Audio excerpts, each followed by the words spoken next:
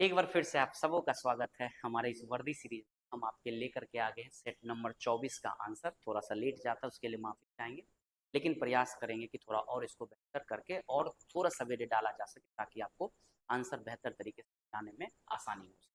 तो ये set number 25 का सॉल्यूशन है। आप जानते होंगे कि इस साल जो है बिहार सरकार ने 1799 पद की जो है वो वैकेंसी निकाली। आप तरह से एलिजिबल हैं, आप टेस्ट दीजिए, ज़्यादा से ज़्यादा टेस्ट लगाइए, ज़्यादा से ज़्यादा आंसर निकालिए और प्रयास करिए क्वालिटी को बेहतर करते हुए कॉन्फिडेंस ला सके, क्योंकि उस एग्ज़ाम में बैठने वाले आप इकलौते होंगे सिंगल सिंगल। क्वालिटी अपनी इकलौती माँ, आपको टेस्ट खुद आंकने के लिए आपको टेस्ट देना पड़ेगा।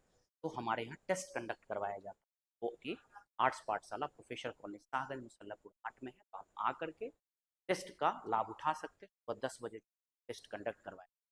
चलिए शुरू करते हैं। हम आपके साथ पॉलिटी, ज्योग्राफी और करंट का क्वेश्चन लेकर के चलते हैं। चलिए शुरू करते हैं। हमारा पहला question, in pursuit of democracy beyond the science पुस्तक के लेखक कौन है? इसका आंसर क्या हो जाएगा? नजमा है। अपने कार्यकाल के दौरान उपराष्ट्रपति पद से त्यागपत्र देने वाले उपराष्ट्रपति कौन बने? तो ये जान लेकिन सवाल ये भी हो जाता है, कई बार बच्चे आंसर देते हैं जगदीप, क्योंकि अभी हाल में इन्होंने इस्तीफा दिया था संजय गांधी। लेकिन नहीं, बीवी गिरी 1969 में जब राष्ट्रपति का चुनाव होने वाला था तो इन्होंने क्या किया था? राष्ट्रपति में अपना नामांकन किया था। इस वजह से इन्हें उपराष्ट्रपति का पद त्याग करना पड़ा।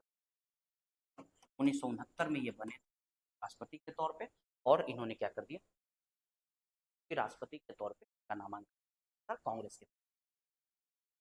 अगस्त 2025 के अंत तक स्थिति के अनुसार यूनेस्को, आपको पता होगा एक संस्था है जो धरोहर सूची, विरासत होता है या देश का ऐतिहासिक स्थल है, उसे ये क्या करता है, एक मान्यता देता है। उसको संरक्षित करने का काम, उसको अच्छे तरीके से और बेहतर तरीके से डेवलप करने के तौर पे उस धरोहर स्थल के तौर पर देती है। तो इसके अनुसार जो है वो कुल कितने स्थान भारत में यूनेस्को के द्वारा दिया गया? 44 हो जाएगा, याद रखिए। और यूनेस्को पता होगा 1945 में ये बनाया गया एक संस्था था, जो कि जो शुरुआती दौर में क्वार्टर लंदन था, अभी इसका पेरिस है। क्या 44 हो जाए? और फिर एक और आपसे सवाल ये पूछ दे कि हाँ क्लियर सबको दिख रहा होगा? हाँ चलिए चलिए, तो ये 44वां हो गया। आइए, युवाओं को उन्नत कौशल और बेहतर रोजगार क्षमता प्रदान करने के अवसर प्रदान कराने के लिए किस राज्य के द्वारा मुख्यमंत्री प्रतिज्ञा योजना जो लाया गया सरकार के द्वारा लाया गया? माननीय प्रधानमंत्री, सॉरी मुख्यमंत्री, राष्ट्रपति मुख्यमंत्री नीतीश कुमार जी के द्वारा लाया गया। युवाओं को उन्नत कौशल, युवाओं को बेहतर कौशल उनके अंदर दिया जा सके, रोजगार के लिए उन्हें लायक बनाया जा सके, उनकी क्षमताओं में और ज़्यादा बेहतर निखार लाया जा सके।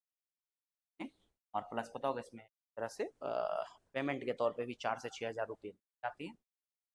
चलिए उसके बाद क्या है कि आपका क्वेश्चन है कि 18वां शिखर सम्मेलन 2026 कहाँ आयोजित किया? भारत में ही आयोजित किया। इससे पहले ब्राजील में आयोजित किया गया था। इससे पहले ब्राजील में आयोजित किया गया था, यानी अगर आपसे पूछ 17वां कहाँ हुआ, तो 17वां जो है ब्राजील का रियो है वहां पर हुआ था। और 2026 में जो होने वाला वो भारत में होने।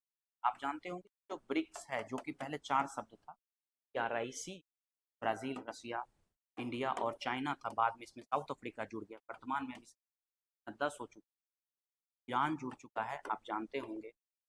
टूनीशिया सबसे लेटेस्ट अभी जुड़ चुका है। इससे पहले मिस्र जो है, यानी ईरान, मिस्र, इथोपिया, याद रखिएगा, इथोपिया और UAE, ये पहले जुड़ चुका था, UAE, और अभी हाल में इंडोनेशिया जो है वह ज्वाइन। तो इसका आंसर क्या हो जाएगा? ब्रिक्स कब बना था? 2009 में बना था। और ये जो साउथ अफ्रीका जुड़ा था वो 2010 में। चलिए अगले क्वेश्चन की तरफ चलिए। हाल ही में चर्चा में रहा मंत्री, क्या नाम है, नहीं एक क्वेश्चन शायद ऊपर आपका छूट गया, क्या था कि हाँ 2025 में हेलने एंड पार्टनर्स ब्रिटेन द्वारा क्या होता है कि एक ये संस्था है जो कि काम करता है, हर साल क्या होता है कि किस देश का कितना जो है वह पासपोर्ट रैंकिंग क्या है वो जारी करता है। भारत का रैंक क्या है पासपोर्ट जारी करने, तो 77वां रैंक है। हालांकि भारत ने सुधार किया, इससे पहले 85वां रैंक था, उसको सुधार करते हुए भारत 77वें पर आ गया है। और ऐसे 59 देशों के साथ भारत, याद रखिएगा, फ्री वीज़ा के तौर पे या अराइवल वीज़ा, मतलब जब पहुंचेंगे तब आपको वीज़ा प्रोवाइड, ऐसे 59 देशों के साथ भारत ने ऐसा पासपोर्ट या वीज़ा बनवाने का किया है। और भारत का रैंक का बात करेगा तो वो 77वां हो जाएगा। ठीक है। फिर उसके हाल ही में चर्चा में रहा मुख्यमंत्री कन्या उत्थान योजना। आप सभी जानते हैं कन्या उत्थान योजना बिहार से संबंधित है। यहाँ पर महिलाओं के लिए, बच्चियों के लिए और जो लड़कियां हैं उनके लिए खास करके लाया गया। 26 जुलाई 2025 किस देश की स्वतंत्रता पर 60वीं वर्षगांठ, 60वीं वर्षगांठ के उपलक्ष्य में रिपब्लिकन स्क्वायर आयोजित दिवस पे मतलब रिपब्लिकन स्क्वायर एक जगह का होना चाहिए, आयोजित स्वतंत्रता दिवस, यानी कि जो 26 जुलाई था वो स्वतंत्रता दिवस था किस देश का, और जगह का नाम रिपब्लिकन स्क्वायर, और वहां पर मुख्य अतिथि के तौर पे कौन, प्रधानमंत्री तत्कालीन नरेंद्र मोदी जी। तो वो पूछ रहा है किस देश में है, तो ये देश आपके हमारे पड़ोसी देश कौन, मालदीव होगा। जो अ, क्या नाम है, महोदय जो हैं उनके ही में लाया गया था, और अपने पड़ोसी देश जिसकी राजधानी पता होगा कि माले है, उन्हीं ने लाया था और प्रधानमंत्री भारत को वहाँ, आई होप आपका क्लियर हो गया होगा। चलिए मज्जू के लीडरशिप में बुलाया गया। इसके साथ 1 जुलाई 2025 को किस राज्य ने SIR, जिसको स्पेशल इंटेंसिव रिवीजन कहते हैं, आपको पता होना चाहिए, अपना मतदाता सूची था उसमें सुधार करने को लेकर के जो है SIR लागू किया गया था, जिसको विशेष गहन परीक्षण के नाम से भी जानते हैं। आयोजित कहाँ किया होगा, ये इलेक्शन कमीशन करवाता है, आपको पता होगा, ज्ञानेश सिंह जो अभी चीफ इलेक्शन कमीशन। सोनाली मिश्र है ना, ये सोनाली मिश्र एस भी रह चुकी है। उन्होंने पहली महिला महानिदेशक नियुक्त, कहाँ का, तो रेलवे प्रोटेक्शन फोर्स में क्या किया गया है, महिला महानिदेशक नियुक्त किया गया, जो कि पहली महिला। हिंदी भाषा के लिए फिर उगना, याद रखना, फिर उगना कविता संग्रह के लिए किसे साहित्य अकादमी पुरस्कार 2025 से, तो ये हो जाएगा कौन, ये हो जाएगा पार्वती टिकरी, जो इनको ये दिया गया है। आपको ये पता होना चाहिए कि जो एक सम्मान होता है भारत में, साहित्य अकादमी पुरस्कार होता है, साहित्य के क्षेत्रों में सबको दिया जाता है, 1 लाख रुपया प्लस एक ताम्रपत्र होता है वो दिया जाता है, जो कहीं साहित्य अच्छा हो, कोई इन्होंने अच्छा गीत लिखा हो तो उसके आधार पर ये पुरस्कार दिया जाता है। तो पार्वती टिकरी, आई होप क्लियर हो गया होगा सबको, क्लियर है, चलिए ठीक। हाँ, अब एक दो क्वेश्चन और थोड़ा सा आपको यहाँ से निकालना पड़े, निकाल लीजिएगा। साहित्य अकादमी पुरस्कार में 24 भाषाओं में दिया जाता है, कितनी भाषाओं में दिया जाता है, तो 24 भाषा। आई होप क्लियर हो गया होगा सबका, ठीक है। और विश्व युवा कौशल दिवस कब मनाया, विश्व युवा कौशल दिवस क्या, 15 जुलाई। विश्व युवा कौशल दिवस कब मनाया जाता है, 15 जुलाई। आई होप आपका सबका पॉइंट क्लियर हो पा रहा होगा मेरे हिसाब से, चलिए। और ये फिर इसके बाद क्या है,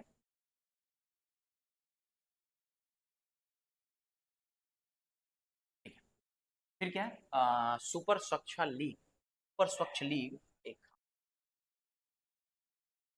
हाँ चलिए, सुपर स्वच्छ लीग शहर हुआ था, तो शहरों का आयोजन किया, 10 लाख से जिसकी अधिक आबादी थी, जनसंख्या वाले शहरों, 2024-25 में पुरस्कार के लिए किस शहर को विजेता घोषित किया, शहर आपको नो डाउट पता होना चाहिए, तौर पर किया गया। दूसरे नंबर पर सूरत, तीसरे नंबर पर नगर, आप इसको। 38वें राष्ट्रीय खेल 2025 का आयोजन कहाँ हुआ, तो 2025 का आयोजन कहाँ हुआ, यानी अंतर्राष्ट्रीय हमारा राष्ट्रीय खेल है वो 38वां, ये कहाँ आयोजन हुआ, तो ये हुआ उत्तराखंड, याद रखिएगा, ठीक है। आई होप आपको क्लियर दिख पा रहा होगा, एक सबको क्लियर दिख पा रहा होगा, हाँ चलिए ठीक। फिर उसके बाद हाल ही में चर्चा में रहा सलाल बांध और बगलिहार बांध, ये याद रखिएगा चर्चा में है, इसलिए अभी हाल में ही ऑपरेशन सिंधु चलाया गया था। उस ऑपरेशन सिंधु तो पता होगा कि भारत ने कई तरह के नदियों के जल को भी क्या कर दिया था, रोक दिया था, है ना। तो वहीं पर जो है एक बांध सलाल बांध और बलगेहार बांध है, उसी से ये जुड़ा हुआ था, तो ये किस नदी पर है, याद रखिएगा। और ये जो चुनाव नदी हमारा है पता होना चाहिए, क्लियर हो गया होगा सबका, ठीक है, चुनाव नदी पर है। और ये पता होना चाहिए भारत के क्षेत्र जो है, जम्मू कश्मीर का क्षेत्र है, उन सारे क्षेत्रों में कुछ नदियां हैं, प्रमुख नदी है जिसमें चिनाव है, झेलम है, सतलज है, तो कहीं ना कहीं जा करके पाकिस्तान में मिली, और इसी को लेकर के भारत और पाकिस्तान के बीच सिंधु नदी जल समझौता, सिंधु नदी जल समझौता भी हो रहा है और ये समझौता जो है यह 1960 में कराया गया था। 1960 में जनरल अयूब खान और पंडित जवाहरलाल नेहरू। 72वां मिस वर्ल्ड प्रतिस्पर्धा किस आयोजित की, जो भारत का ही शहर है हैदराबाद, वहां पर इसका आयोजन। मिस वर्ल्ड प्रतिस्पर्धा है वो कहाँ पे, तो वह हैदराबाद में। आई होप आपको क्लियर हो पा रहा होगा। क्लियर है सबका? चलिए हाँ, अब एक सवाल ये भी आपसे पूछ, विजेता रही है ना, आप नाम रखिएगा, ओपिला सुचिता जो है वो विजेता रही, थाईलैंड की, वो विजेता रही थी, तो ये भी अगर आपसे पूछ। फिर एल्युमिनियम अयस्क उत्पादन में भारत विश्व स्थान पर है, तो एल्युमिनियम का सबसे अधिक जो उत्पादन करता है वो चीन करता है, याद रखिएगा, और भारत जो है क्या हो जाएगा। आई होप क्लियर है सबका, यहाँ तक 17 तक सबका क्लियर है, डन है। चलिए ठीक, मैं भी पर देख पा रहा होगा, हाँ ठीक है। चलिए, न्यू डेवलपमेंट बैंक जिसको एनबीडी भी कहते हैं, जो कि क्या नाम है कि किस समूह के द्वारा, ये ब्रिक्स का है, जो अपने देश हैं वो आपसी डेवलपमेंट के लिए, आपसे क्षेत्र के विकास के लिए क्या करता है कि एक बैंक बनाया, के तहत क्या करता है, फाइट करता है, और उसके तहत जो है डेवलपमेंट करता है। World economic situation and prospectus report जो जारी किया गया, ये पूछता है कि कौन जारी किया, यही सवाल सुनिए, यानी कि world economic situation and prospectus report ये कौन जारी किया, तो ये हर साल याद रखिएगा दिनों के दौरान ये जारी, क्योंकि पूरी दुनिया की आर्थिक स्थिति को लेकर के जारी किया जाता है कि दुनिया अभी जो वर्तमान स्थिति है आर्थिक का वो क्या बना हुआ है उसको।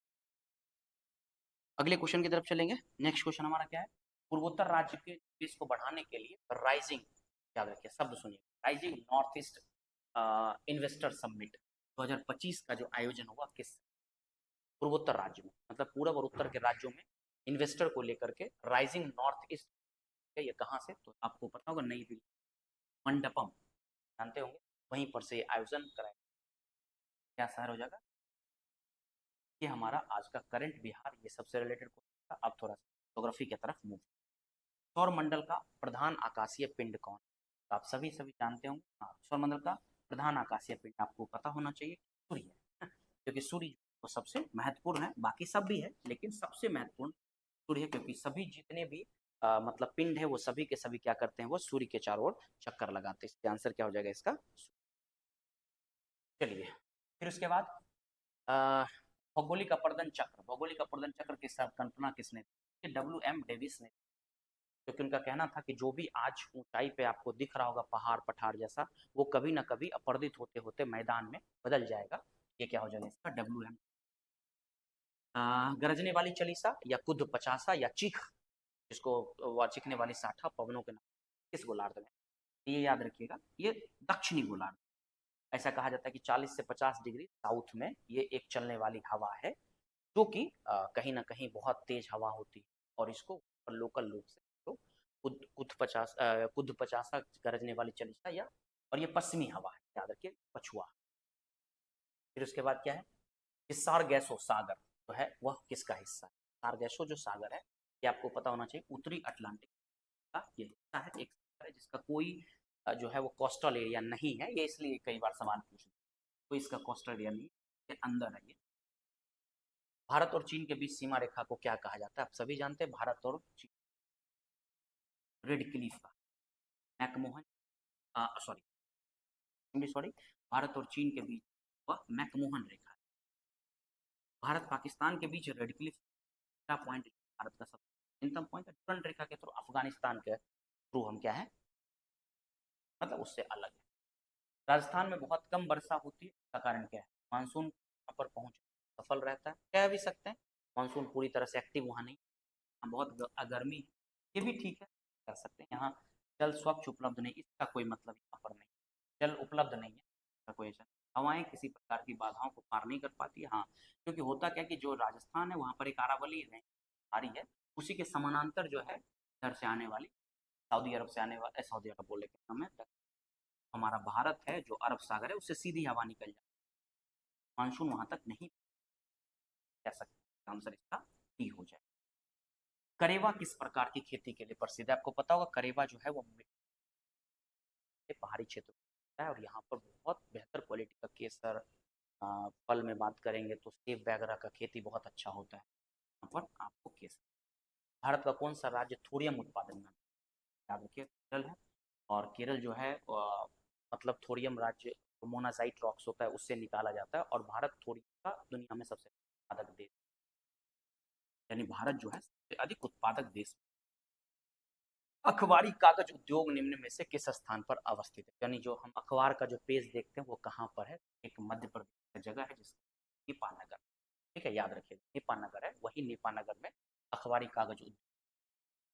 आई होप आपको यहाँ तक में ठीक है। चलिए कहाँ हो जाएगा मध्य। और एक और बात इसके बारे में जान लीजिए, ये कागज जो उद्योग है ये पहला है, एशिया का पहला कागज अखबारी कागज। भारत में प्रथम कोयला खान कहाँ खोदी, ये रानी में ब्रिटिश सरकार हुआ करती थी, आपको पता होगा रेलवे का जो जाल बिछाया था उसका भी उद्देश्य यही था कि अधिक से अधिक जो है ऊर्जा का संसाधनों का स्थानांतरण एक जगह से दूसरे जगह, और साथ ही साथ डेवलपमेंट के लिए अपना इंडस्ट्री वगैरह लगाने के लिए कर सकता है, तो इसको आप समझ सकते हैं। और कहा जाता है कब, तो 1774 में ही इसको। भारत की जनगणना के अनुसार 2011 के अनुसार सबसे अधिक जनसंख्या वाली, देखिए कितनी बार ये आपसे पूछा है अनुसूचित जनजाति सवाल, एक बार नहीं आपसे कई बार ये सवाल, कितनी है, तो सबसे अधिक जो है वो भी है। ये आपको एक बार नहीं, अब ये जो 31 नंबर आप क्वेश्चन देख पा रहे होंगे ना सभी, 30 नंबर है कि 31, 31 है, हाँ ठीक है हाँ। तो जो है वह मतलब भील है, ठीक है। लगभग 37.7% के आसपास जो है मध्य प्रदेश, गुजरात, महाराष्ट्र वाले क्षेत्रों में जो है जनसंख्या जो है वो पाई जाती है। हाँ दूसरे नंबर पर जो है वो गोंड है, याद रखिए दूसरे नंबर पर गोंड हो जाता है, पहले नंबर पर कौन है। भारत के संविधान का कौन सा अनुच्छेद भारतीय निर्वाचन आयोग से है, 324 आप जानते होंगे, भाग 15 में 324 से तक निर्वाचन से संबंधित बातें की गई।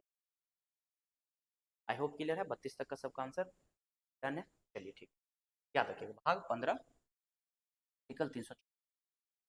पंचायती राज संस्था, हाँ 29 कार्य पता हो, इस कार्य जो है वह राज्य सूची से निकाल करके किसको वह दिया गया पंचायती राज, आपको पता होना चाहिए 93, जिसको 73वां संविधान संशोधन भी हम लोग कहते हैं, के तहत जो है राज्य से निकाल करके लोकल गवर्नमेंट को उपलब्ध कराया गया, तो इसके तहत 240 जी। सर्वोच्च न्यायालय का न्यायाधीश अपने पद से त्यागपत्र किसे दे सकते हैं, सर्वोच्च न्यायालय के न्यायाधीश अपने त्यागपत्र को किसको, राष्ट्रपति को, याद रख लीजिएगा। आई होप आपको क्लियर हो पा रहा होगा, 34 क्वेश्चन क्वेश्चन है सबका। फिर उसके बाद बात करते हैं पिछड़ी जाति आयोग के पहले सवाल, यानी पहले अध्यक्ष कौन थे। तो पिछड़ी जाति आयोग आपको पता होना चाहिए, दो आयोग हम का जिक्र करते हैं, जिसमें पहला पिछड़ी आयोग जो थी काका साहब कालेकर का नाम सुने होंगे, है ना, काका साहब कालेकर का नाम का जो है मंडल कमीशन जिसको नाम देते हैं, मंडल कमीशन, ये दोनों, ये ओबीसी का बात किया था, के लिए बात किया था आयोग समिति, उसके अध्यक्ष कौन थे, काका साहब। आई होप सबका यहाँ तक में। चलिए हाँ, ये अगर बात मंडल कमीशन का बात करेगा तो इसका रिपोर्ट 90 में आया था, स्थापना इसका 77 78 में हो गया था जब जनता पार्टी की सरकार बनी थी, और पिछड़ी जाति आयोग था 1953 में बना। 36वें क्वेश्चन की तरफ चलते हैं, राज्य लोक सेवा आयोग अध्यक्ष किसके द्वारा नियुक्त किया जाता है, तो राज्य लोक सेवा आयोग जो होते हैं वह भारत के जो राष्ट्रपति होते हैं उनके द्वारा नियुक्त किया जाता है, होना चाहिए। लोकसभा सदस्य चुनने के लिए एक व्यक्ति आयु का कितनी होनी चाहिए, आयु से संबंधित आपसे 100 बार सवाल पूछता है, इसलिए थोड़ा सा समझिएगा। लोकसभा के लिए 25 साल कम से कम आपका होना ही चाहिए, विधानसभा की बात करेगा तो साल ही होना। आइए नेक्स्ट क्वेश्चन की तरफ चलिए, किस राज्य की राज्यपाल, किस राज्य का राज्यपाल नियुक्त किया जाता है, तो राज्यपाल ऑब्वियसली बताइए किस राज्य का, तो राष्ट्रपति के का जो राज्यपाल होगा किस, राष्ट्रपति। संविधान के किस अनुच्छेद के अंतर्गत लोकसभा में अनुसूचित जातियां और जनजातियों का प्रावधान हो जाएगा, थोड़ा सा इसके बाद देखिए समझिए क्या है। ये कहा जाता है कि भारत में जो सभा का सीट होगा उसमें अनुसूचित जनजातियों का सीट क्या किया जाएगा, रिजर्व किया जाएगा, और इसमें जो है आर्टिकल 330 में मेंशन, और आपको पता होना चाहिए 84 सीट है वो एससी के लिए रिजर्व किया गया, और 47 सीट जो है वो एसटी के लिए। अनुच्छेद कौन सा हो जाएगा, 30। अंतिम सवाल है राष्ट्रपति, क्योंकि 40 के बाद आपको साइंस का पोर्शन है, ठीक है, जो कि सर लेकर के आपके साथ जुड़ेंगे। नहीं, ये आपका हिस्ट्री का क्वेश्चन है, आदित्य सर आपके साथ जुड़ जाएंगे। राष्ट्रपति संसद का हिस्सा नहीं होता है, बिल्कुल होता है। और उसके बाद फिर पूछ रहा है आपसे, राष्ट्रपति संसद का हिस्सा होता है, बिल्कुल होता है। उसने पूछा नहीं होता है, यहाँ पूछ रहा होता है, तो ऑब्वियसली आपका आंसर क्या हो जाएगा। आई होप हमने प्रयास किया कि कम समय में थोड़ा ज़्यादा कर दें और अगले से और बेहतर तरीके से स्लाइड उपलब्ध करवाएं। थोड़ा सा जो भी कमी हो रही है, थोड़ा उसके लिए माफी चाहेंगे। चलते मिलते हैं आदित्य सर।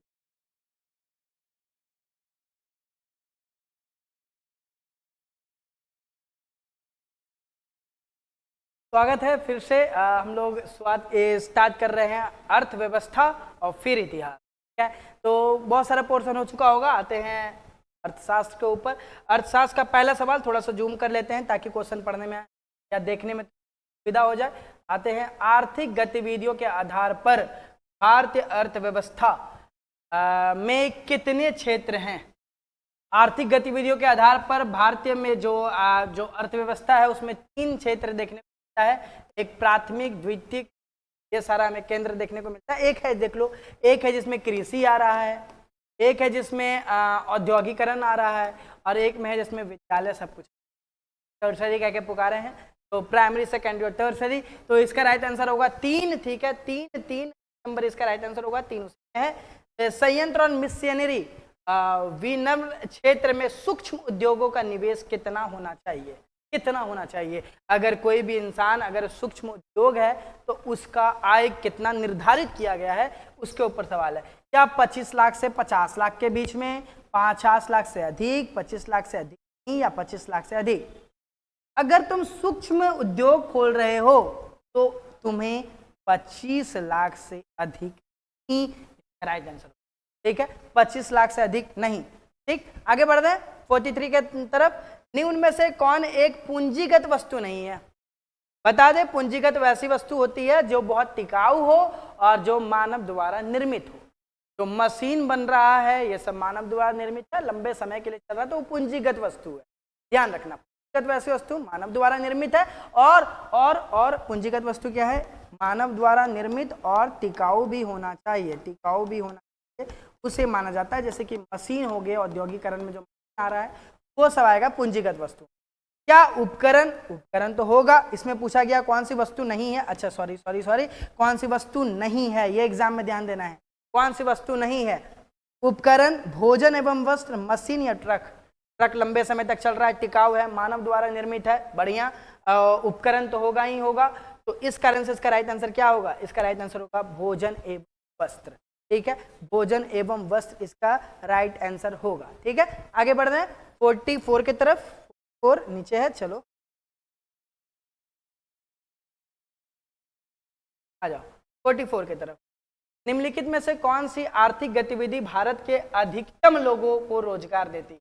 वर्तमान समय की भी बात करोगे, क्लास 6, 7, 8, 9, 10th भी अगर पढ़ दोगे, 6ठी, 7वीं, 8वीं, 9वीं, 10वीं भी पढ़े होगे, तो ये बात बताया गया होगा कि जो आर्थिक गतिविधि है अभी भी भारत में पूरा हो रहा है वो पर्यटक से नहीं, वो कृषि से। भारत के अधिकांश लोग किसान हैं और जो पूर्ति हो रही है वो किसान से ही है, वो कृषि। तो राइट आंसर सी होगा। बहुत इजी सवाल था। निम्न में से कौन चतुर्कोणीय क्षेत्र के अंतर्गत नहीं आता है। सूचना, विनिर्माण, खनन या मत्स्य। आता है, मत्स्य आएगा, खनन आएगा, सब आएगा, लेकिन सूचना तो नहीं आता, ऐसा कहीं बात ही नहीं हुआ है। सूक्ष्म, लघु और मध्यम उद्योग राष्ट्रीय बोझ प्रत्येक वर्ष कितने बार मिलता है। ये सवाल फिर से देख लो। सूक्ष्म, लघु और मध्यम उद्योग में राष्ट्रीय बोझ प्रत्येक वर्ष में एक बार कितने मतलब कितने महीने में मिलते हैं।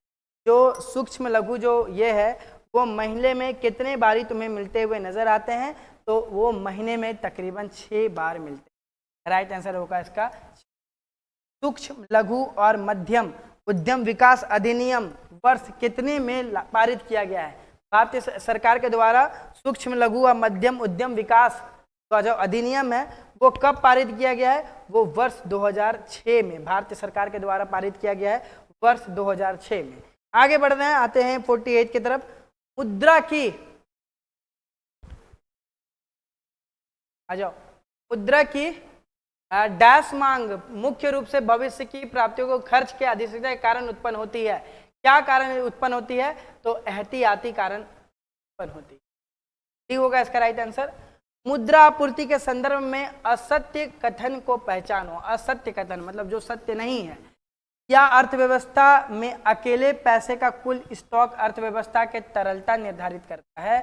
वाणिज्य बैंक क्रेडिट बनाने के लिए प्रतिबिंब जमा का उपयोग करते हैं। सरकार द्वारा आयोजित धन मुद्रा आपूर्ति का माप शामिल नहीं है। या क्रेडिट मनी से तात्पर्य उस धन का है जिस धन मूल्य वस्तु से अधिक नहीं। इसका राइट आंसर क्या होगा? ए नंबर। एक अर्थव्यवस्था में अकेले पैसे का कुल स्टॉक अर्थव्यवस्था का सगम तरलता निर्धारित करता है। ए होगा इसका राइट आंसर, ध्यान रखना। आते हैं 50वें नंबर की तरफ। अर्धशतक चल रहा है हमारा, 50वां नंबर है, जिसमें है कि डैश और धन काल्पनिक मांग पूरी तरह से लावेदार होती है। तो तुमको ध्यान रखना है कि इसमें जो होगा नगदी संकट, असीमित आपूर्ति या चल निधि जाल। तो इसका राइट आंसर क्या होगा? चल निधि जाल। कि चल निधि जाल और धन जो है वो काल्पनिक मांग पूरी तरह से लावेदार है। हिस्ट्री या अर्थव्यवस्था खत्म हो गया है। इतिहास की तरफ बढ़ रहे हैं, इतिहास की तरफ बढ़ रहे हैं। इतिहास 51 नंबर से, ठीक है। सिंधु घाटी सभ्यता में सबसे महत्वपूर्ण विशेषता क्या थी? सिंधु घाटी सभ्यता हड़प्पा से, जिसको हड़प्पा सभ्यता भी कह के पुकारे हैं, दयाराम साहनी याद ही होगा। फिर आते हैं कि आखिरकार उसकी सबसे महत्वपूर्ण विशेषता क्या है? क्या पक्की ईंटों से बनी इमारत, या प्रथम असली मिहराब, पूजा स्थल, या कला या वास्तु? ना, पक्की ईंटों की इमारत। और हर जो ईंटें होती थी वो सेम माप में बनाया जा रहा था। उसका जो माप प्रणाली है ना, सब जगह एक था, ठीक है।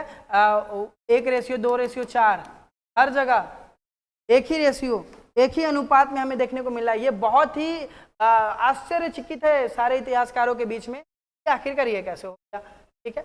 आते हैं मेगास्थनीज किसका दूत था? 52 नंबर की तरफ। मेगास्थनीज के बारे में बता दें कि चंद्रगुप्त से हारने के बाद सेल्यूकस निकेटर जो है वो मेगास्थनीज है। तो मेगास्थनीज जो है वो दूत था सेल्यूकस निकेटर का। ए नंबर होगा, ध्यान रखना। लिखा हो या निकेटर लिखा हो तो सेल्यूकस निकेटर उसका राइट आंसर है। ए नंबर राइट आंसर होगा। चोल शासक किसके लिए प्रसिद्ध है? चोल काल के संस्थापक के बारे में पहले क्लियर कर लो कि चोल काल के जो संस्थापक हैं वो हैं तुम्हारे चोल शासक के जो संस्थापक थे तुम्हारे कौन थे?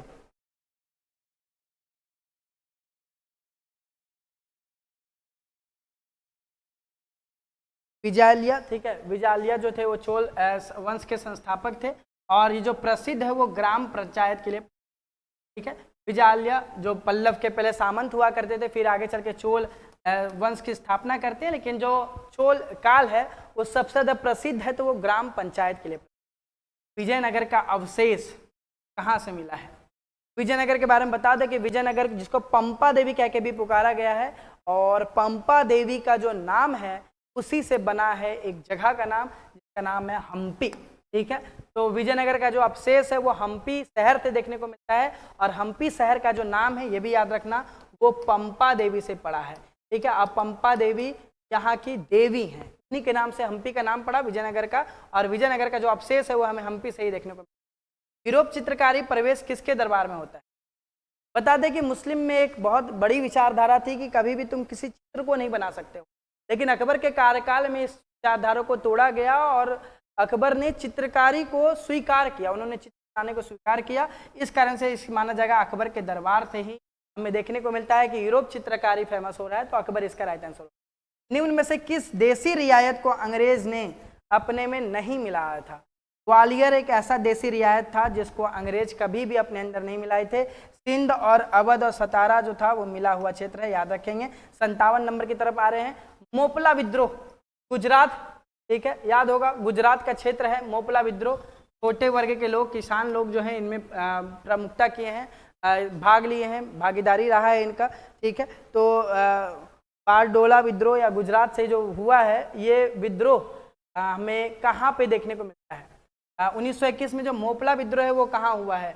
असम में, केरल में, पंजाब में या बंगाल में? तो ध्यान देना है कि 1921 में जो मोपला विद्रोह है वो पंजाब के क्षेत्र में हमें देखने को मिलता है। पंजाब इसका राइट आंसर होगा। फिर आते हैं भारत में स्वदेशी आंदोलन किस दौरान हुआ था? गांधी जी के चंपारण सत्याग्रह, बंगाल विभाजन के विरुद्ध। स्वदेशी आंदोलन 1905 में यह आंदोलन बहुत ही ज़्यादा ये हुआ है, ठीक है। 1905 से इसकी शुरुआत हुई है, जब कर्जन के द्वारा बंगाल का विभाजन कर दिया गया था। उसके बाद ही चाहे वो रविंद्रनाथ टैगोर हो, चाहे जो भी हो, उनके द्वारा ये आंदोलन की शुरुआत की गई। तो इसलिए इसका राइट आंसर होगा बंगाल विभाजन के आंदोलन ही क्या है, स्वदेशी आंदोलन है, जिसमें ठाना गया था कि हम ब्रिटिश के सामानों को त्याग करेंगे और ब्रिटिश को बाहर निकालेंगे। ये बहुत बड़ी एक जाल है जिसमें हमको फंसाया जा रहा है। इस कारण से राइट आंसर बी होगा, बंगाल विभाजन। इंपीरियल क्रेडिट कॉम्स की स्थापना किसके द्वारा की गई? इसकी जो स्थापना है वो कर्जन के द्वारा की गई है। कर्जन याद रखना है कि 1899 से लेकर के 1905 तक भारत का गवर्नर जनरल बनकर के रहा है, 1899 से 1905 तक। और इसी कारण से जो है कैडेट कॉमर्स की स्थापना है वो कर्जन के द्वारा किया गया है, ठीक है। आगे आते हैं, बंगाल विभाजन की घोषणा कब की गई थी? बता दें, अभी जस्ट बताए हुए हैं कि बंगाल विभाजन जो है उसके कारण से लड़ाई बहुत ज़्यादा बढ़ गया और लोग जो हैं वो स्वदेशी आंदोलन करना शुरू कर दिए हैं। जुलाई के आसपास देखने को मिलता है कि जुलाई 1905 में, हालांकि 1930 में इसको बना दिया गया था, लेकिन इसकी जो घोषणा की गई है वो 19 जुलाई 1905 में की गई। बाकी 7 अगस्त, 15 अगस्त और 16 अक्टूबर को काट के 19 जुलाई 1905 का राइट आंसर होगा। निम्नलिखित में से किस दर्पण का उपयोग, या आगे एक सर तुमको बताएंगे, उस पोर्शन का पार्ट है। तो ध्यान रखना है कि 7 तक इतिहास है, आगे भी कुछ कुछ चीजें इतिहास में हमें को मिलती है। वो नंबर कहाँ से आएगा इतिहास का देखते हैं, 86 नंबर से, ठीक है। 86 में फिर इतिहास का कुछ कुछ बात है तो वो भी कर लेते हैं। 86 नंबर पे कुछ कुछ इतिहास के प्रश्न हैं, 86 से 4 क्वेश्चन। जैसे साराबंदी आंदोलन 1922 में इसका नेतृत्व कौन कर रहे हैं, ठीक है। तो साराबंदी आंदोलन 82 से ही तुम्हें देखने को, 86 से देखने को मिलेगा। इसका राइट आंसर होगा सरदार वल्लभ भाई पटेल जो हैं, उन्होंने साराबंदी आंदोलन, गुजरात से यह आंदोलन शुरू हुई है, ठीक है। तो साराबंदी आंदोलन, किसान जो है मांग कर रहे थे कि वो कर वगैरह नहीं देंगे, तो उसमें सरदार वल्लभ भाई पटेल का भूमिका रहा है। भारत के विभाजन के समय में भारतीय राष्ट्र कांग्रेस के अध्यक्ष कौन थे? जब भारत का विभाजन हो रहा था तो उस समय जेपी कृपलानी थे भारत के अध्यक्ष, ठीक, ध्यान रखना है। भारत राष्ट्र कांग्रेस के अध्यक्ष जेपी कृपलानी है जब भारत का विभाजन हो रहा है। स्वराज मेरा जन्मसिद्ध अधिकार है और मैं इसे लेकर रहूंगा, ये कहने वाले हमारे बाल गंगाधर तिलक या विपिंद्र पाल या अरविंद घोष या सुभाष चंद्र बोस, ठीक है। बच्चा वाला सवाल बहुत इजी होगा, आई थिंक। बाल गंगाधर तिलक, स्वराज हमारा जन्मसिद्ध अधिकार है और हम इसे लेके रहेंगे। उग्रवादी नेता, ठीक है। होम रूल लीग भी किए हैं, याद रखना। एनी बेसेंट के साथ मिल गए थे आगे चल करके। महाराष्ट्र वाला हिस्सा किन्हीं को मिला और बंगाल के एरिया में आंदोलन को चलाया गया। बाल गंगाधर तिलक इसका राइट आंसर होगा। 89 नंबर की तरफ आते हैं। रविंद्रनाथ टैगोर ने अपनी नाइटहुड की उपाधि किस कारण से किया? अंग्रेजों ने इन्हें नाइटहुड की उपाधि दी, लेकिन जैसे ही 13 अप्रैल को एक बहुत बड़ा हादसा हुआ, एक हत्या हुआ, वो हत्या का नाम है जलियांवाला बाग, और इसके बाद से जो है वो रविंद्रनाथ टैगोर ने नाइटहुड की उपाधि को त्याग दी कि नहीं, ये ब्रिटिश के द्वारा इतना बड़ा आंदोलन में इतने पुलिसकर्मी मर गए हैं तो हम इसका सपोर्ट नहीं करेंगे। राइट आंसर तुम्हारा होगा जलियांवाला बाग। भारतीय सेवक समाज की स्थापना किसके द्वारा की गई? ये जो है तुम्हारे गांधी जी के गुरु हैं, ध्यान रखना। भारतीय सेवक समाज जो है वो गांधी जी के गुरु, गांधी जी अपना राजनीतिक गुरु मानते थे, गोपाल कृष्ण गोखले, इसका सी नंबर राइट आंसर होगा। लाला लाजपत राय नहीं होगा, विपिंद्र पाल नहीं होगा, भगत सिंह नहीं होगा, गोपाल कृष्ण गोखले इसका राइट आंसर होगा। काकोरी कांड जो है वो उसमें क्रांतिकारी को फांसी किनको किनको मिली थी? बिस्मिल जी कहाँ पे हैं? ए नंबर में है, राम प्रसाद बिस्मिल और अशफाकुल्ला को मिला था। ये 1925 में जो ये काकोरी हत्याकांड हुआ है 1925 में जो है फांसी लगी है वो राम प्रसाद बिस्मिल और अशफाकुल्ला, ठीक है। इंडियन फॉर द इंडियन किताब किसके द्वारा लिखा गया है? CR दास के द्वारा जो है ये किताब लिखा गया है, इंडिया फॉर इंडियंस, ठीक है, ध्यान रखना। इंडिया फॉर इंडियंस जो किताब है वो CR दास के द्वारा। हाँ, ये भी सवाल अच्छा है, इतिहास का ही है। यदि समाज में क्रांति लानी है तो क्रांति का नेतृत्व जो है नव युवकों के हाथ में ही हो, ये कहने वाले हमारे जैसॉफ मैनेजी हैं। याद रखना, जैसॉफ मैनेजी ही कहें कि अगर क्रांति लानी है इस देश में तो इसका जो बागडोर है युवा के हाथ में होना चाहिए, तभी ही क्रांति आ पाएगी, नवयुवक के हाथ में। इस क्रांति के दौरान दुनिया के मजदूरों को एक हो, दुनिया के सारे मजदूर एक हो का नारा कार्ल मार्क्स के द्वारा लगाया गया था। तो रूस की क्रांति में कार्ल मार्क्स के द्वारा एक नारा लगाया गया, जितने भी मजदूर हैं वो सब एक। लास्ट क्वेश्चन है हमारा, उसके बाद फिर मैथमेटिक्स शुरू हो जाएगा। ठीक है, मैथ गणित की तरफ आ जाएंगे। इटली के एकीकरण का जनक किसे माना जाता है? तो ये हैं हमारे जैसॉफ, इनको ही माना जाता है इटली का एकीकरण। तो सवाल इसके आगे मैथ का होगा, मैथ के सवाल के ऊपर बात होगा। तो ठीक है, तो मैथ का क्वेश्चन।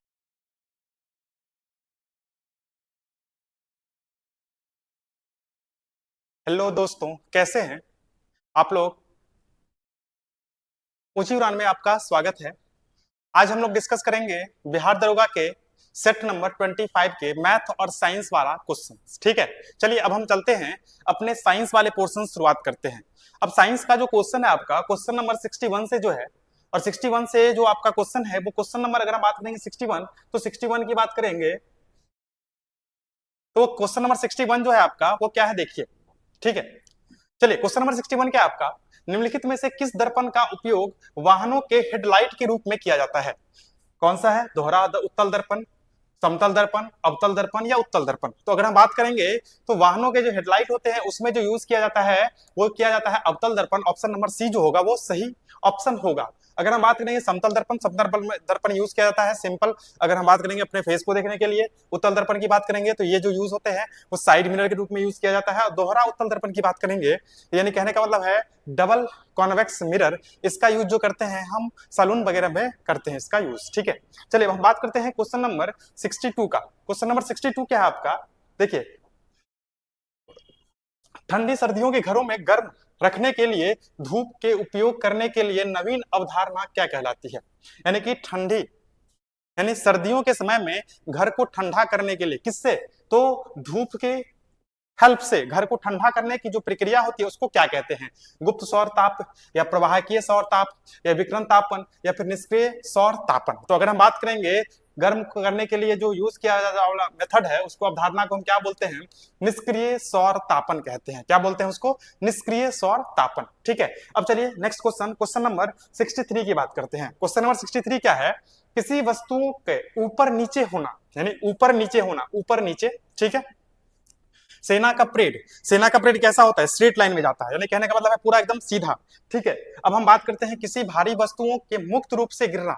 तो भारी वस्तुओं का मुक्त रूप से गिरना यानी कि ऐसे, यानी कि मुक्त रूप से गिरना इस तरीके से गिरता है तो एक स्ट्रेट लाइन में गिरता है। ठीक है, किस गति का उदाहरण है? किस गति का उदाहरण है? यह है ऋजु रेखीय गति, इसको बोलते हैं आवर्त गति, घूर्णन गति, या फिर दोलन गति। तो अगर हम बात करेंगे, देखिए ऊपर नीचे होना ये एक सीधा लाइन में कर रहा है, परेड एक सीधा लाइन में होता है। अगर हम बात करेंगे कोई वस्तु का गिरना तो ये भी एक सीधा लाइन में होता है। ठीक है, तो अगर हम बात करेंगे तो यहाँ पे कौन सा होगा? तो ऑप्शन नंबर ए जो है आपका ऋजु रेखीय, यानी कि एक रेखीय, एक ही रेखा में जो गति होती है उसको हम बोलते हैं ऋजु रेखीय गति। तो ऑप्शन नंबर ए जो होगा वो सही ऑप्शन हो जाएगा। चलिए अब हम बात करते हैं नेक्स्ट क्वेश्चन, क्वेश्चन नंबर 64 को लेकर के। क्वेश्चन नंबर 64 क्या है आपका? देखिए, क्वेश्चन नंबर 64 है, निम्नलिखित में से किस प्रकार का विकिरण लगभग 300 गीगाहर्ट्ज से 3 किलो गीगाहर्ट्ज के आवृत्ति वाला, या फिर 1000 किलोमीटर तक समतुल्य लगभग 1 mm से तरंग दैर्ध्य की विद्युत, यानी कहने का मतलब यहाँ पे देखिए क्या है क्वेश्चन में। क्वेश्चन में यह है कि अगर जिस भी तरंग का फ्रीक्वेंसी ज्यादा होगा उसका वेवलेंथ कम होगा। ठीक है, और अगर वेवलेंथ ज्यादा होगा तो फ्रीक्वेंसी कम होगा। ठीक है ना, तो वेवलेंथ बोले तो तरंग दैर्ध्य और फ्रीक्वेंसी बोले तो आवृत्ति। ठीक है, तो अगर हम बात करेंगे यहाँ पे तो किसकी जो फ्रीक्वेंसी है, यानी कि जो तरंग दैर्ध्य होती है वो 300 गीगाहर्ट्ज से मतलब 3 गीगाहर्ट्ज के बीच में होती है, तो वो होता है आपका रेडियो तरंग। तो रेडियो तरंग जो होती है उसकी जो फ्रीक्वेंसी होती है वो 300 गीगाहर्ट्ज से लेकर के 3 किलो गीगाहर्ट्ज के बीच होती है। ठीक है, चलिए क्वेश्चन नंबर 65 की बात करते हैं। क्वेश्चन नंबर 65 जो है आपका वो क्या है? देखिए, क्वेश्चन नंबर 65 में बोला गया है, निम्नलिखित में से क्या पृथ्वी के वातावरण को बनाए रखने में मदद करता है? तो देखिए, पृथ्वी के वातावरण को बनाए रखने में कौन मदद करता है हमारा? तो अगर हम बात करेंगे यहाँ पे जो ऑप्शन है आपका वो है ऑप्शन नंबर जो ए है वो है पृथ्वी का गुरुत्वाकर्षण, ऑप्शन नंबर अपने अक्ष पर पृथ्वी का घूमना, और ऑप्शन नंबर जो सी है सूर्य का गुरुत्वाकर्षण, और ऑप्शन नंबर जी है चंद्रमा का गुरुत्वाकर्षण। तो अगर हम बात करेंगे यहाँ पे पृथ्वी के वातावरण को बनाए रखने का जो काम करता है वो कौन करता है, तो पृथ्वी का गुरुत्वाकर्षण ही जो है आपके वातावरण को बनाए रखने के में हेल्प करता है, सहायता करता है। ये हो जाएगा ऑप्शन नंबर ए जो है वह सही हो जाएगा। यानी कि अगर हम बात करेंगे वातावरण, वातावरण क्या है, तो जो आपके गैसों का जो आवरण है उसी गैसों के आवरण को हम क्या बोलते हैं, वातावरण बोलते हैं। और ये जो गैस जो है हमारे क्षोभ मंडल में जो प्रेजेंट है जो गैस, वो किसके कारण, तो यही पृथ्वी के गुरुत्वाकर्षण के कारण जो है ये क्षोभ मंडल में रहते हैं। अगर पृथ्वी का गुरुत्वाकर्षण अगर थोड़ा सा भी कम हुआ तो सारे गैसेस जो है ना वो यहां से यानी कि हमारे क्षोभ मंडल से ऊपर की तरफ चले जाएंगे और पृथ्वी पे जो जीवन है वो असंभव हो जाएगा। ठीक है, अब हम बात करते हैं नेक्स्ट क्वेश्चन जो कि क्वेश्चन नंबर 63 है। निम्न में से कौन सा जीव अपने शिकार को पकड़ने के लिए प्राश्रव्य ध्वनि का प्रयोग करता है? प्राश्रव्य बोले तो अल्ट्रासोनिक, यानी कि अगर हम बात करेंगे कौन सा जीव, देखिए यहाँ पे अगर हम बात करेंगे ऑप्शन नंबर ए जो है चमगादड़, बी जो है बिल्ली, सी जो है बाज और डी जो है कुत्ते। अगर हम बात करेंगे प्राश्रव्य ध्वनि को सुनने की बात, तो सुनने में जो है सारे जानवर, यहाँ पे जितने भी ऑप्शन है तो सुन तो सारे सकते हैं, लेकिन शिकार को पकड़ने के लिए की बात हो रही है, यहाँ पे शिकार को पकड़ने की बात हो रही है। तो शिकार पकड़ने के लिए एक ही है जो चमगादड़ जो है इस शिकार को पकड़ने के लिए प्राश्रव्य ध्वनि का क्या करता है, यूज करता है, प्रयोग करता है। ठीक है, क्वेश्चन नंबर 67 की बात करते हैं। क्वेश्चन नंबर 67 जो है आपका वो क्या है, देखिए जी के मान की खोज किसके द्वारा की गई थी? जी बोले यानी कैपिटल जी, ये जो कैपिटल जी होता है ना इसको हम क्या बोलते हैं, तो इसको हम बोलते हैं गुरुत्वाकर्षण, गुरुत्वाकर्षण नियतांक, नियतांक यानी कि ग्रेविटेशनल कांस्टेंट, ग्रेविटेशनल कांस्टेंट है ये आपका ग्रेविटेशनल कांस्टेंट।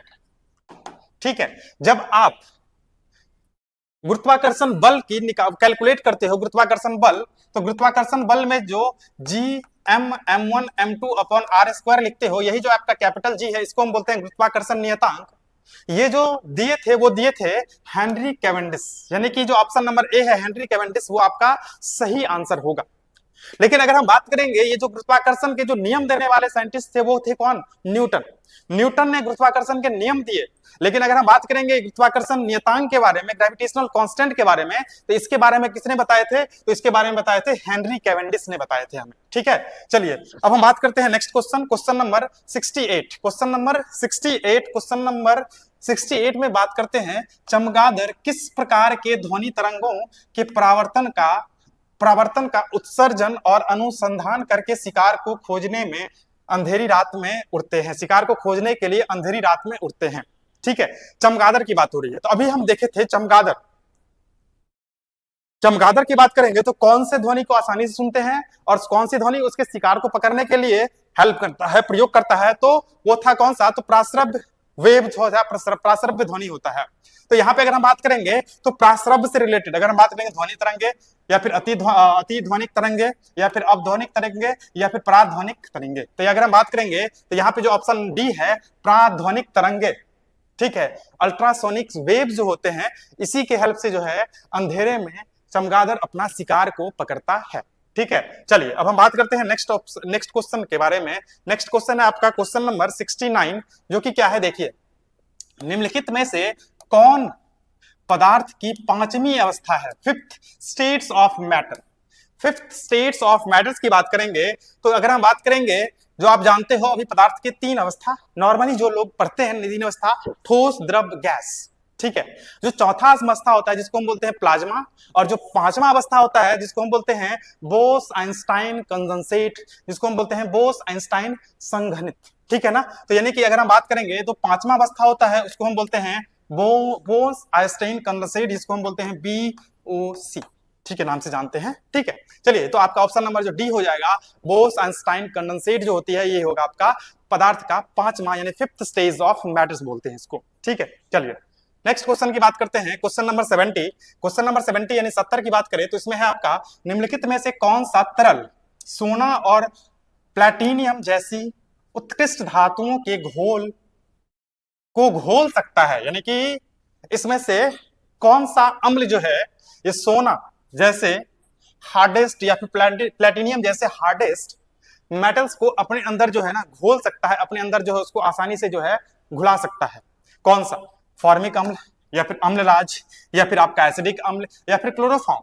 तो अगर हम बात करेंगे सोना और प्लेटिनियम को घुलाने की जो क्षमता रखता है वो कौन सा अम्ल रखता है, तो वो रखता है आपका अम्लराज। अम्लराज बोले तो अम्लराज जो होता है आपका, ये अम्लराज होता है दो अम्ल का मिक्सचर होता है, दो अम्ल का मिश्रण होता है। अगर हम बात करेंगे नाइट्रिक अम्ल जिसको हम HNO3 बोलते हैं, और जो होता है आपके HCl जिसको हम हाइड्रोक्लोरिक एसिड बोलते हैं, जो इसी का जो मिश्रण होता है यही मिश्रण होता है आपका अम्लराज। ये जो मिश्रण होता है ये 1:3 के रेशियो में होता है, ठीक है ना। 1:3 की बात करेंगे तो अगर हम बात करेंगे एक अणु अगर हम लेंगे HNO3 का तो 3 अनुपात हम लेते हैं किसका? हाइड्रोक्लोरिक एसिड का, ठीक है। इससे बनता है आपका अम्लराज, ठीक है। अब हम बात करें फॉर्मिक एसिड, फॉर्मिक एसिड कहाँ होता है? तो चींटी के डंक में होता है। एसिडिक एसिड की बात करेंगे तो इसको हम सिरका बोलते हैं। अगर हम बात करें क्लोरोफॉर्म तो क्लोरोफॉर्म का यूज करते हैं किसी भी आदमी को बेहोश वगैरह करने के लिए, ठीक है। अब हम बात करते हैं नेक्स्ट क्वेश्चन, क्वेश्चन नंबर 71 जो है इसमें क्या है देखिए। क्वेश्चन नंबर 71 की बात करेंगे तो अम्ल और क्षार के बीच लवण और जल प्रदान करने के अभिक्रिया को कहा जाता है? कौन से अभिक्रिया अम्ल और क्षार के बीच में लवण और जल प्रदान करता है? बात करेंगे उदासीकरण अभिक्रिया, संयोजन अभिक्रिया, या फिर विस्थापन अभिक्रिया, या अपघटन अभिक्रिया। तो इसमें अगर हम बात करेंगे जो ऑप्शन नंबर ए है आपका उदासीकरण अभिक्रिया, इसी के हेल्प से जब आप क्षार और अम्ल को मिलाओगे तो आपको लवण और यानी कि जल मिलेगा। लवण बोले तो सॉल्ट और वाटर मिलेगा आपको, ठीक है ना। इसके मिलाने से आपको क्या मिलेगा? सॉल्ट और वाटर की फॉर्मेशन होती है। अगर हम बात करेंगे कैसे, ठीक है, तो अगर हम देखें यहाँ पे जो आपके NaOH होता है जिसको हम क्या बोलते हैं? क्षार बोलते हैं, और आपके HCl जो होता है जिसको हम क्या बोलते हैं? एसिड बोलते हैं। जब हम इस दोनों का रिएक्शन करवाएंगे तो रिएक्शन करने से आपको क्या मिलेगा? तो यहां से मिलेगा आपको NaCl, यानी बोले तो नमक, ठीक है ना। तो ये सोडियम क्लोराइड प्लस देखिए यहां से H2O बोले तो जल मिलेगा, ठीक है ना। तो देखिए यानी कहने का मतलब है जब हम क्षार और अम्ल को रिएक्शन करवाए तो हमें क्या मिला? नमक और पानी मिलता है, ठीक है। चलिए ऑप्शन नंबर जो ए है जो कि आपका उदासीकरण अभिक्रिया है, ये आपका ऑप्शन नंबर ए जो है सही ऑप्शन होगा, ठीक है। चलिए नेक्स्ट क्वेश्चन की बात करते हैं, क्वेश्चन नंबर 72। बेरियम नाइट्रेट का उपयोग सिग्नल फ्लोएंस और आतिशबाजी में किया जाता है जो चमकीला डैश रंग जलाते हैं। यानी ये जो आपके बेरियम नाइट्रेट है ये जलाने से किस रंग यानी कि कौन से रंग दिखाता है? जलने के बाद कौन सा रंग दिखाता है? नारंगी, नीला, पीला या हरा। तो अगर हम बात करेंगे बेरियम नाइट्रेट को आप जलाओगे यानी कि पटाखे वगैरह में जो आप जलाते हो तो जलाने के बाद कौन सा रंग आपको दिखता है? तो मेनली आपको जो है हरा रंग दिखेगा। यानी कि ये जो पटाखे वगैरह में यूज करते हैं ये बेरियम ऑक्साइड यूज करते हैं और ये जलने के बाद हरे रंग दिखाता है आपको, ठीक है ना। तो चलिए ऑप्शन नंबर डी जो होगा वो सही ऑप्शन हो जाएगा। अब हम चलते हैं क्वेश्चन नंबर 73 क्या है आपका? गे लासुका द्वारा लुसाक का गैसीय आयतन का नियम किस वर्ष दिया गया था? ठीक है ना, ये लुसाक के गैसीय आयतन का नियम किस वर्ष दिया गया था?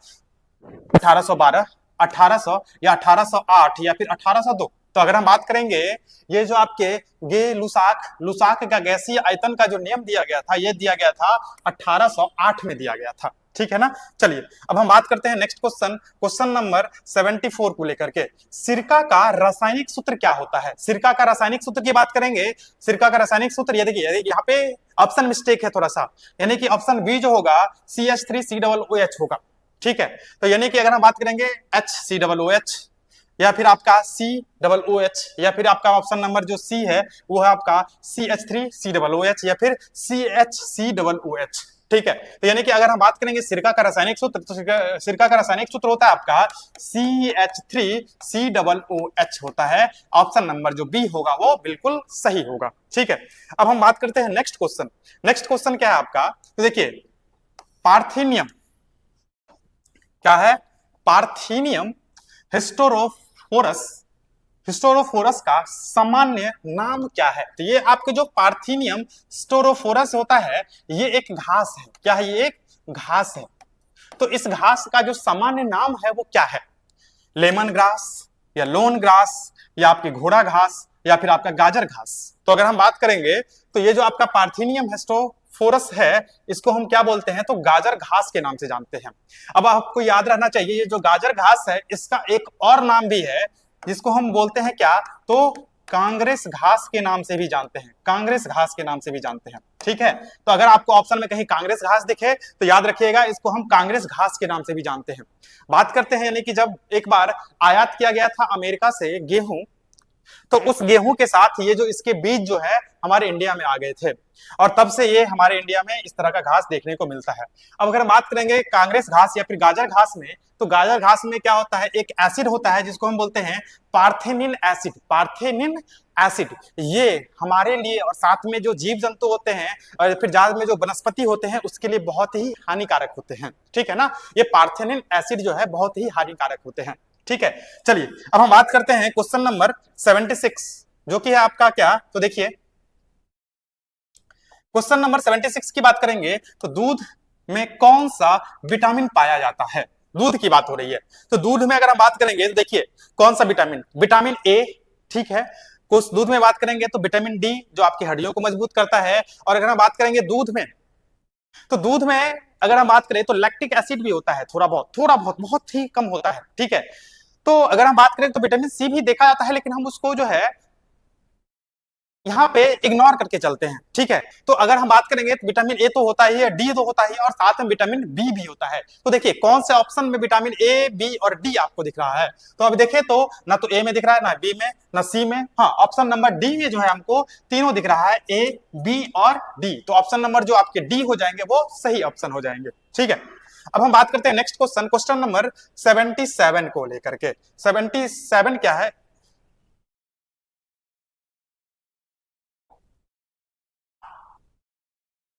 क्वेश्चन नंबर 77 क्या है, देखिए क्वेश्चन नंबर 77 है, निम्नलिखित में से कौन पौधे की जड़ प्रणाली के मुख्य कार्यों में शामिल नहीं है, यानी कि जो जड़ के जो कार्य होते हैं उस कार्य में शामिल नहीं है, कौन सा ऑप्शन, वही ऑप्शन यहाँ पे सही होगा। ठीक है ना, जड़ के प्रणाली पौधे के जड़ प्रणाली के मुख्य कार्यों में शामिल नहीं है।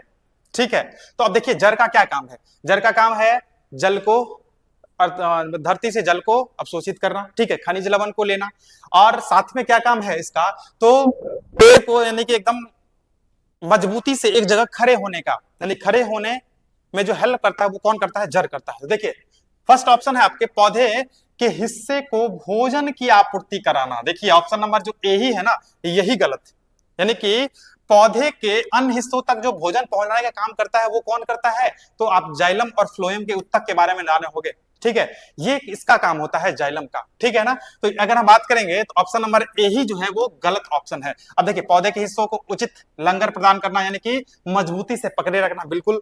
मिट्टी से पानी का अवशोषण करना, बिल्कुल। मिट्टी से खनिज लवण का अवशोषण करना, बिल्कुल सही बात है। तो कौन सा यहाँ पे मुख्य कार्य नहीं होगा, तो पौधे के हिस्सों यानी कि विभिन्न हिस्सों तक जो भोजन पहुंचाने का काम करता है वो कौन करता है, तो वो आपके जाइलम और फ्लोएम जो होता है वो भोजन और पानी पहुंचाने का काम करता है। ठीक है, चलिए अब हम चलते हैं नेक्स्ट ऑप्शन की तरफ। ऑप्शन नंबर क्वेश्चन नंबर जो होगा आपका 78 की बात करेंगे अब हम लोग। चलिए देखिए क्वेश्चन नंबर 78 की बात करते हैं। क्वेश्चन नंबर 78 क्या है आपका, देखिए क्वेश्चन नंबर 78 है, रमा लघु मसूरी का, यानी जिसको आप छोटी माता के नाम से जानते हैं, जिसको आप चिकन पॉक्स के नाम से जानते हैं, से पीड़ित है, वह या फिर यह किस प्रकार की बीमारी है। यानी कि एक लड़की की बात की रही है जिसको छोटी माता या फिर चिकन पॉक्स से पीड़ित है, तो वो किस प्रकार की बीमारी है, ये किस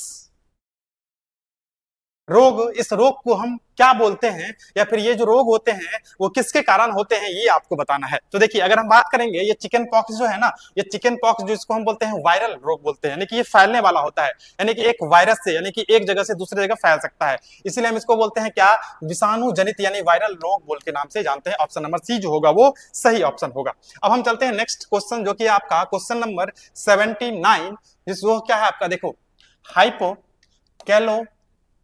कैलोमिया डैश की कमी के कारण होती है। हाइपोकैलेमिया, हाइपोकैलेमिया किसके कारण, यानी कि किसके कमी से होती है, तो जब आपके ब्लड में किसकी कमी से होती है, तो देखिए आयोडीन, पोटेशियम, आयरन या फिर गोएफेनिसिन।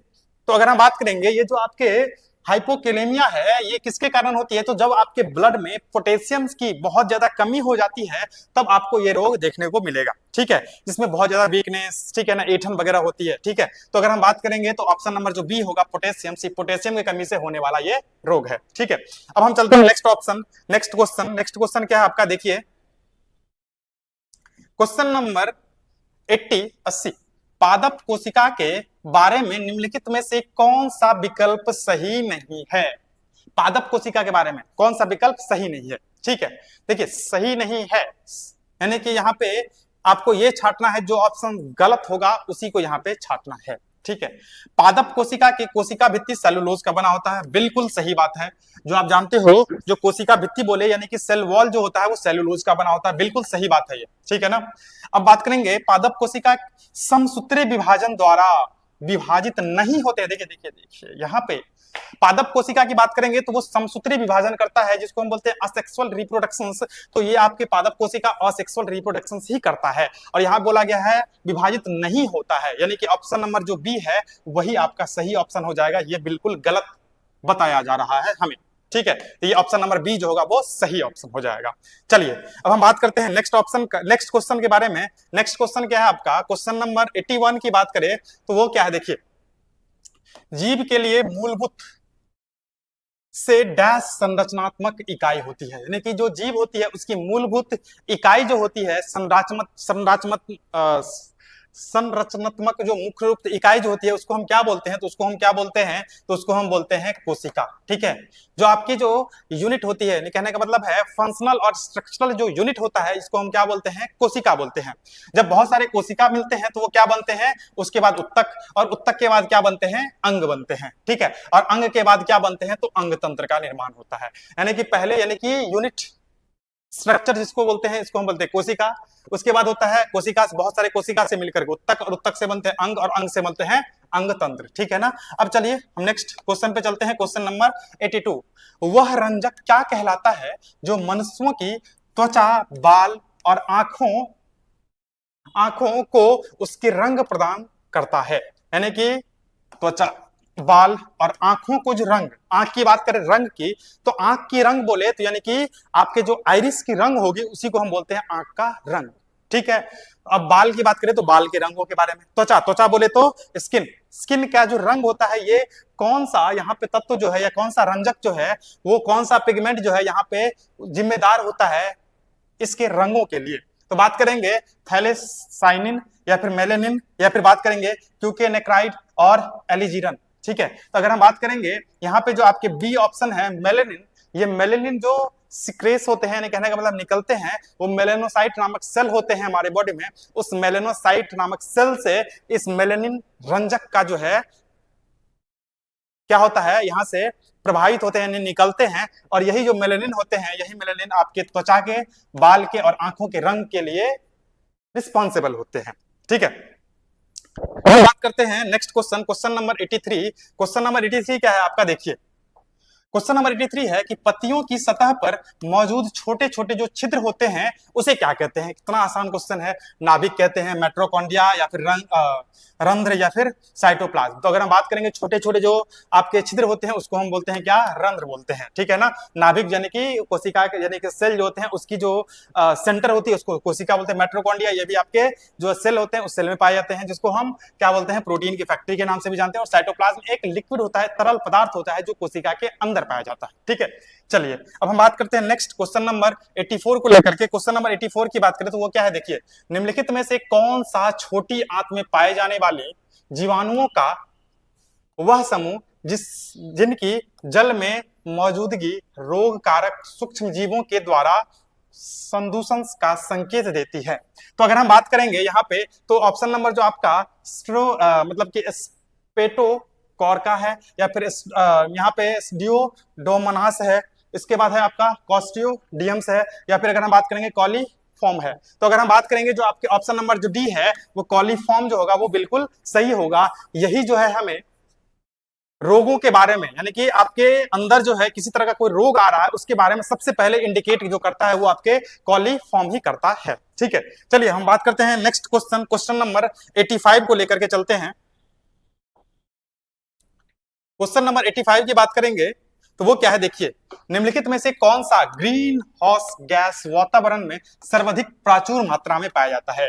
ग्रीन हाउस अगर हम बात करेंगे यहाँ पे, तो ग्रीन हाउस गैस की बात करेंगे तो यहाँ पे बहुत सारे हैं, कार्बन डाइऑक्साइड है, कार्बन मोनोऑक्साइड है, मीथेन है, अगर हम बात करेंगे तो नाइट्रेट है, बहुत सारे हैं। लेकिन अगर हम बात करेंगे सबसे ज्यादा मात्रा में, तो सबसे ज्यादा मात्रा में होते हैं कौन, तो सबसे ज्यादा मात्रा में होते हैं आपके जो वातावरण में जो जलवाष्प है, वो जलवाष्प जो है सबसे ज्यादा मात्रा में पाया जाता है। तो चलिए यहाँ पे होता है आपका साइंस वाला पोर्शन एंड अब हम चलते हैं मैथ्स वाले पोर्शन पे। ठीक है, मैथ्स की बात करेंगे तो मैथ्स के क्वेश्चन जो है आपके यहाँ पे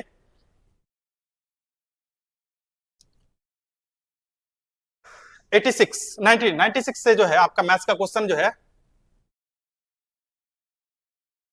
चलिए 96 जो कि आपके मैथ्स वाला पोर्शन है।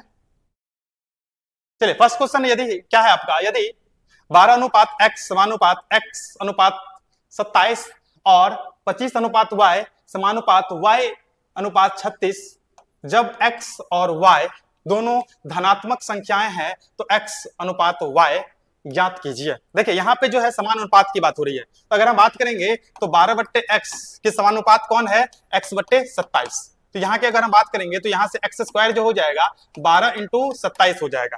तो यहाँ से आप x की वैल्यू निकाल लीजिए, x कितना हो जाएगा, देखिए यहाँ से अगर हम बात करेंगे तो 4 × 12 और 9 × 27, यानी कि यहाँ से एक 3 का पेयर, यहाँ से 2 का पेयर और यहाँ से 3 का पेयर, यानी x जो हो जाएगा वो 3 × 3 × 2, यानी कि x जो हो जाएगा आपका 18 हो जाएगा। चलिए y वाला बात करते हैं, यहाँ से आपको y मिल जाएगा। देखिए अगर हम बात करेंगे तो 25/y is equals to y/36, तो y जो हो जाएगा आपका यहाँ से 5 × 6 बोले तो 30 हो जाएगा। तो हमें यहाँ पे क्या बोला जा रहा है, x अनुपात y, तो x अनुपात y यानी कि 18:30। तो अगर आप जिसको कट करोगे, जो यानी कहने का मतलब है, तो ये हो जाएगा 5 अनुपात कितना 6 है आपका, यानी कि ये हो जाएगा आपका 6, यानी कि 3:5, यानी कि 3:5 किस ऑप्शन में आपको दिख रहा है, तो ऑप्शन नंबर बी में। तो ये आपका ऑप्शन नंबर बी जो होगा वो करेक्ट ऑप्शन हो जाएगा। ठीक है, चलिए अब हम बात करते हैं क्वेश्चन नंबर 97।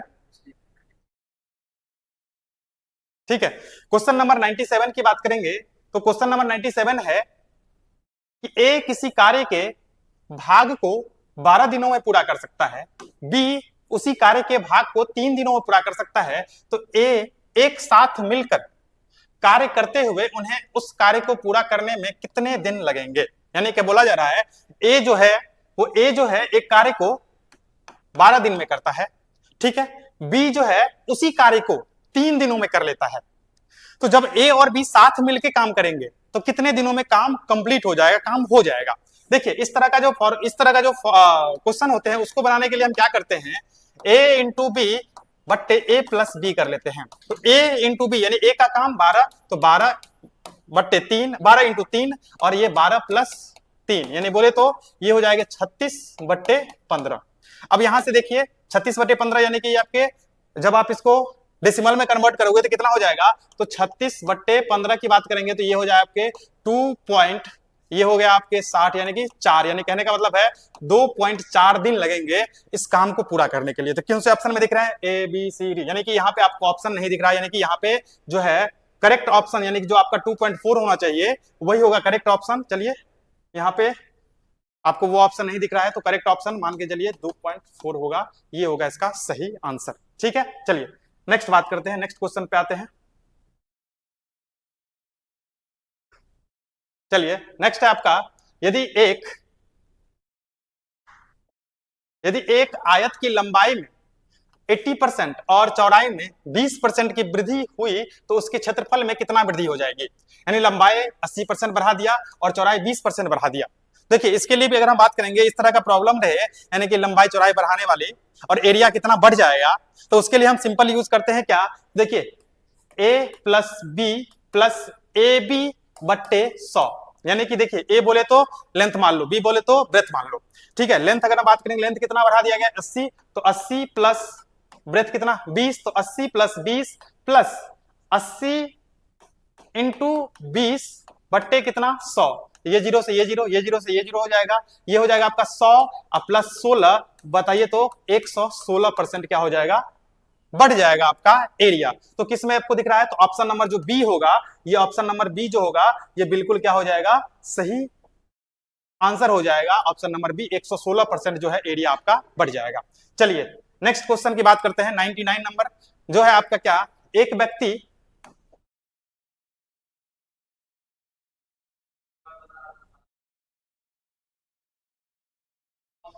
व्यक्ति और उसकी पत्नी की वर्तमान आयु का अनुपात 7:6 है। 6 वर्ष बाद यह अनुपात 8:7 हो जाता है। ठीक है, 6 वर्ष बाद की बात हो रही है, 6 वर्ष बाद, यानी कि अगर हम बात करेंगे अभी का अनुपात कितना है, 7 रेशियो, यानी कहने का मतलब है 7:6 है। तो हम बात कर लेते हैं 7x और 6x, ठीक है, रेशियो में डिवाइड में ले लेते हैं। 6 वर्ष बाद यानी कि प्लस 6 वर्ष इधर भी और प्लस 6 वर्ष इसमें ही बढ़ गया, 6 वर्ष बाद इतना हो गया उसका एज, और उसका जो रेशियो है वो 7/8 है। तो यहां से अगर हम बात करेंगे तो यहां से हमें मिल जाएगा 49x प्लस 42 और is equals to 48x plus 48। ठीक है, यहां से आप अगर सॉल्व करो तो ये हो जाएगा x इज इक्वल्स टू कितना, तो 48 में से 42 जाएगा तो 6, यानी x इज इक्वल्स टू 6। ठीक है, x की वैल्यू में मिल गया। यदि उसके विवाह के समय उसकी आयु का अनुपात 4:3 था, यानी कि 4:3 था, तो उसके विवाह आज से कितने वर्ष पहले हुई थी, यानी अभी, यानी आज से कितने वर्ष पहले उसका विवाह हुआ था, ये हमें बताना है। देखिए हमें जो है x की वैल्यू मिल गया, यानी यहां से हम बात करेंगे तो हमें वर्तमान आयु मिल जाएगा। वर्तमान आयु देखिए, वर्तमान आयु का अनुपात 7:6 था और x हमें मिल गया 6, यानी कि अगर हम बात करेंगे तो दोनों का जो वर्तमान आयु हो जाएगा वो कितना हो जाएगा। तो अगर हम बात करेंगे व्यक्ति का, तो व्यक्ति के लिए हम यूज कर लेंगे जो कि 42 और इसके पत्नी का यूज हो जाएगा 36। ठीक है, वर्तमान। अब मान के चलते हैं कि y वर्ष पहले दोनों का विवाह हुआ था, यानी कि इसमें भी y और इसमें भी y माइनस कर लेंगे तो देखो यहां से आपको मिल जाएगा कि इतने वर्ष पहले उसका विवाह हुआ था और उस समय का जो रेशियो है वो 4/3 के इक्वल होगा। अब देखिए यहां से सॉल्व कीजिए तो ये हो जाएगा कितना आपके 6 और ये हो जाएगा 12, 126 माइनस 3y। ठीक है, ठीक है। अब देखिए यहां से अगर हम बात करेंगे ये 26 3y और इज इक्वल्स टू ये हो जाएगा आपके कितने, ये हो जाएंगे 6 6 24 और ये 12 अदू 14, तो यहां से हो जाएगा ये -4y। अब देखिए आप इसको इस तरफ और इसको इस तरफ ले आओ, तो यहां से अगर हम बात करेंगे तो यहां से आपको दिख रहा होगा कितना हो जाएगा, तो यहां से इसको आप इस तरफ ले आओगे तो यानी कि हो गया ये आपके -4y plus 3y is equals to 144 minus कितना हो जाएंगे 126, यहां से y minus y is equals to -18, यानी कि y इज इक्वल्स टू 18, यानी कि आज से 18 वर्ष पहले जो है उस दोनों का शादी हुआ था, विवाह हुआ था। ठीक है, y इज इक्वल्स टू 18 हमें मिल गया। चलिए नेक्स्ट और लास्ट क्वेश्चन जो है वो है आपका क्या, देखिए यहां से वह बड़ी से बड़ी संख्या ज्ञात कीजिए जिससे इतना इतना और इतना को विभाजित करने पे प्रत्येक स्थिति में समान शेषफल प्राप्त हो। देखिए इस क्वेश्चन को कैसे सॉल्व करते हैं, यानी कि हमें क्या बताना है यहाँ पे, बड़ी से बड़ी संख्या, ठीक है, जिसमें अगर हम बात करेंगे भागा दे एक दूसरे को, एक को दूसरे के साथ भागा दे तो हमें समान शेषफल बचे। तो आपको इस तरह का क्वेश्चन हो तो इसको हम 1 2 और 3 इस तरीके से डिवाइड कर लो आप। तो क्या कर लो, 2 में से फर्स्ट को माइनस कर दो, पहले वाले को, फिर 3 में से सेकंड वाले को माइनस कर लो, और फिर क्या कर लो, थर्ड में से फर्स्ट वाले को माइनस कर लो। इससे आपको एक संख्या मिलेगा और उस संख्या के बाद आप क्या करो, उसका जो है आप HCF निकाल लो, SCF निकाल लो, और SCF जब आप निकालोगे तो यहां से आपको ऑप्शन नंबर जो है बी मिलेगा, यही आपका सही ऑप्शन होगा। SCF निकालना आप सभी का, तो आपको ऑप्शन नंबर जो बी है वो आपको मिल जाएगा और यही इसका करेक्ट आंसर होगा। चलिए धन्यवाद।